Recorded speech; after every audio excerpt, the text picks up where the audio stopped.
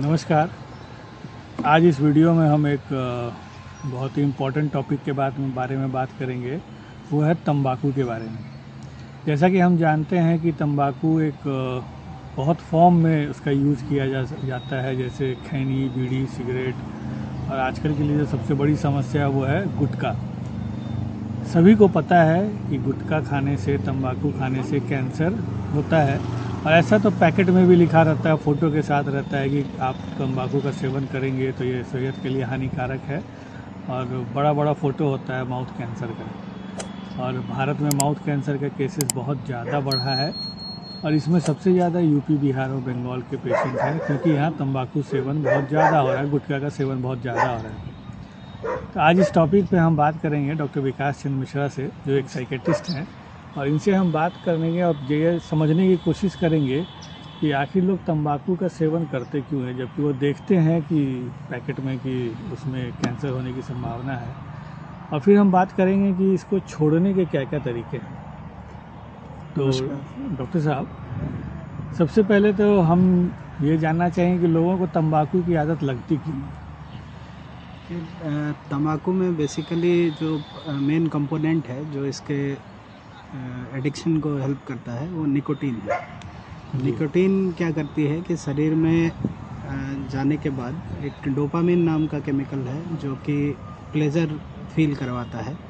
तो निकोटीन जो अपने निकोटिनिक रिसेप्टर्स से जुड़ता है, उसके बाद वो डोपामिन का रिलीज़ कराता है ब्रेन में, जिसके कारण व्यक्ति को अच्छा लगता है। तो शुरुआती तौर में जब कोई भी आदमी निकोटीन लेता है तो डोपामिन का एक सर्ज इंक्रीज़ होता है बॉडी में, जिसके कारण उसको अच्छा लगता है, और जो भी चीज़ अच्छी लगेगी उसका आदत होना स्वाभाविक है।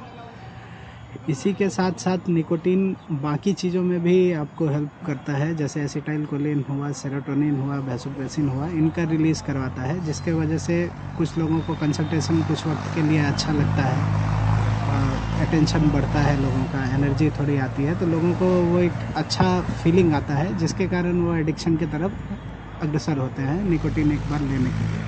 हालांकि ये एक बहुत बड़े कॉस्ट पे आता है कि बॉडी को डैमेज करता है, पर फिर भी लोग इसमें इंडल्ज होते हैं। बहुत सारे लोगों का ऐसा कहना है, जैसे पेशेंट भी आते हैं बहुत सारे क्लिनिक पे, जब मैं उन्हें कहता हूँ कि आप गुटखा क्यों खाते हैं, तो उनका जवाब होता है, मेरा काम ऐसा है, मैं ड्राइवर हूँ, तो मेरा बहुत टेंशन का काम है, मेरा बहुत मेहनत का काम है।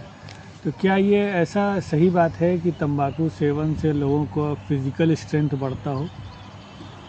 तंबाकू सेवन से क्या है कि जैसे एसिटाइलकोलिन का रिलीज़ के रिसेप्टर पे काम करती है, तो उससे अराउजल और कंसंट्रेशन बढ़ता है।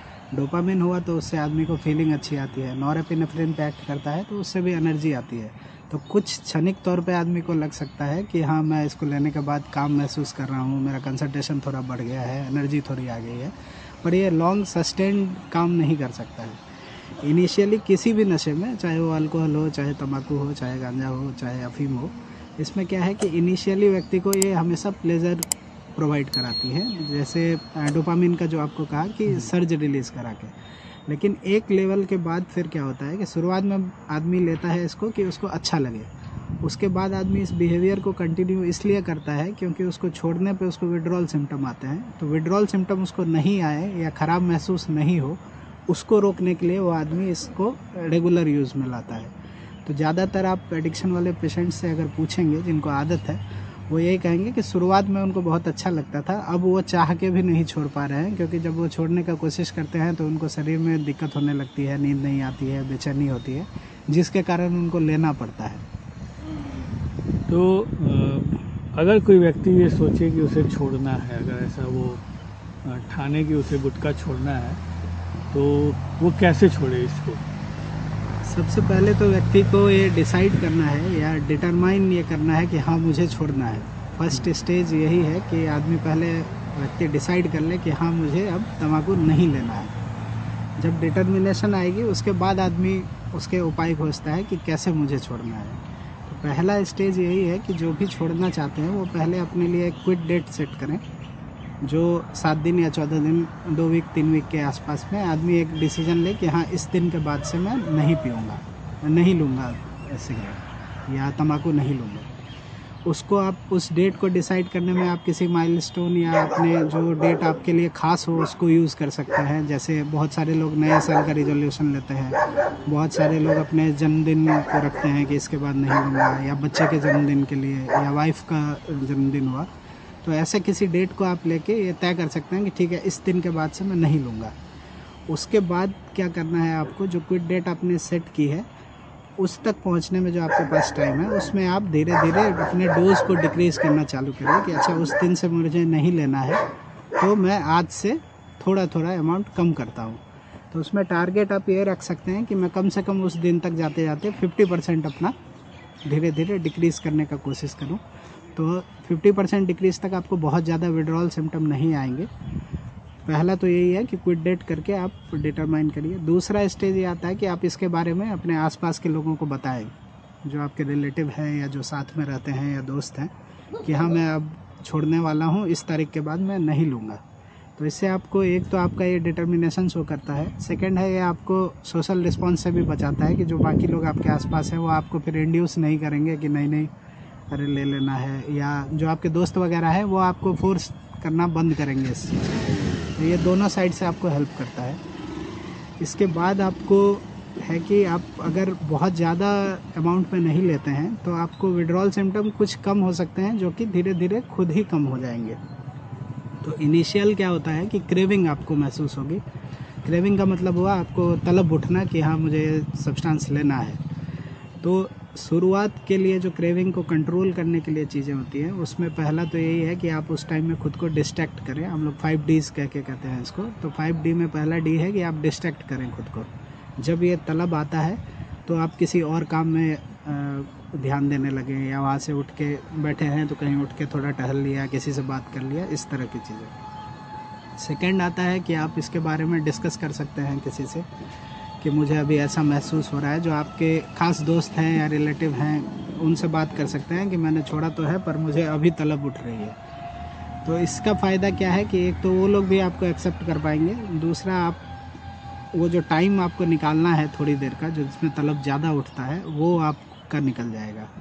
थर्ड है कि आप ठंडा पानी पी सकते हैं उस वक्त, ड्रिंकिंग वाटर। उसके बाद है कि आप डीप ब्रीदिंग एक्सरसाइज कर सकते हैं, जिसमें है कि बेसिकली कि आपने लंबी सांस ली, 3 सेकंड तक मान लो आपने सांस लिया, इनहेल किया, उसके बाद 5 सेकंड तक आपने उसको एक्सेल किया। तो इसमें क्या है कि आपका ध्यान कुछ देर के लिए उस पर से हट के इस पर आता है और बॉडी भी रिलैक्स होती है। ठीक है, तो ये टेक्निक्स आप यूज़ कर सकते हैं क्रेविंग के लिए। क्रेविंग की सबसे खास बात क्या है कि क्रेविंग वेव के फॉर्म में आती है।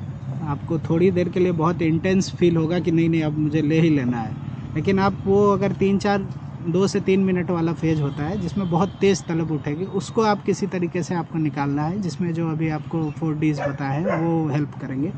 तो उस पीरियड को आप निकालेंगे तो फिर वो क्रेविंग धीरे धीरे कम हो जाएगी। तो इस तरीके से आप क्रेविंग पे कंट्रोल कर सकते हैं। बाकी विड्रॉल सिम्टम्स के लिए वो धीरे धीरे खुद से डिक्रीज़ होते हैं, लेकिन अगर ज़्यादा डिपेंडेंस है तो फिर आपको मेडिसिन की हेल्प लेनी पड़ सकती है। तो डी एडिक्शन के लिए हम लोगों को साइकेट्रिस्ट की भी हेल्प लेनी पड़ सकती है अगर विड्रॉल सिम्टम कंट्रोल के बाहर है। इसके अलावा भी और सारे विड्रॉल सिम्टम हो सकते हैं, जैसे हेडेक हो गया, कॉन्स्टिपेशन हो गया, गैस्ट्राइटिस के फीचर हो सकते हैं। तो इनके हिसाब से भी रेस्टलेसनेस हो सकता है, पेशेंट को नींद नहीं आ सकती है। तो इन चीज़ों के लिए आपको हेल्प लेने की जरूरत है। और एंजाइटी, गुस्सा आना, ये सारे सिम्टम हो सकते हैं और उनके लिए पहले कोशिश करना है कि खुद आप कंट्रोल करें डिस्ट्रैक्ट करके, और अगर नहीं हो रहा है तो फिर मेडिकल आपको हेल्प लेना पड़ेगा।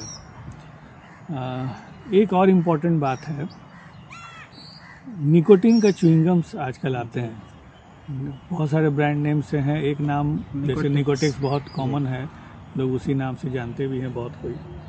तो क्या ये हेल्पफुल है टोबैको क्विट करने के लिए? ये रिप्लेसमेंट थेरेपी के तौर पे इसको यूज़ करते हैं। ओवर द काउंटर अवेलेबल है, बहुत सारे लोग लेते हैं, लेकिन बहुत सारे लोग इसे सही तरीके से नहीं लेते हैं। इसलिए बहुत लोगों को वो होता है कि नहीं इससे नहीं फ़ायदा हो रहा है या नहीं छूटता है इससे। बहुत लोगों को उसी का आदत भी हो जाता है। जी, तो वो तरीका क्योंकि वो किसी गाइडेंस पे नहीं लेते हैं, कहीं से सुना और ले लिया, वो वाली चीज़ें होती है। तो इसमें कुछ मेथड है जिसके कारण आप जिसको आपको यूज़ करना चाहिए, उसको जिस पर ध्यान रखना है। निकोटीन गम यूज़ करते हैं, जनरली 2 mg 4 mg में आता है। अब गम की जगह और भी चीज़ें आ रही हैं, जैसे पैच आता है, वो आप लगा सकते हैं, या लोजेंस वगैरह भी आता है, वो भी हेल्प करते हैं। लेकिन निकोटेक्स गम जो है वो कॉमनली अवेलेबल है, तो ज़्यादातर लोग उसको यूज़ करते हैं। तो गम को इसको यूज़ करने का तरीका थोड़ा सा अलग है, जैसे आप नॉर्मल च्युइंगम यूज़ करते हैं उससे अलग है। तो जनरली लोग इसको नॉर्मल च्युइंगम की तरह यूज़ करते हैं, इसलिए दिक्कत आती है। तो इसका बेसिकली काम क्या है कि इसमें आपको निकोटीन जो च्युइंगम है उसके भीतर आपको जेली के फॉर्म में निकोटीन रहता है। तो वो आप जब इसको यूज़ करते हैं तो इसका बेसिक काम ये है कि जो आपको निकोटीन आप सिगरेट से ले रहे हैं उसके जगह पे ये आपको एक सस्टेन फॉर्म में दे।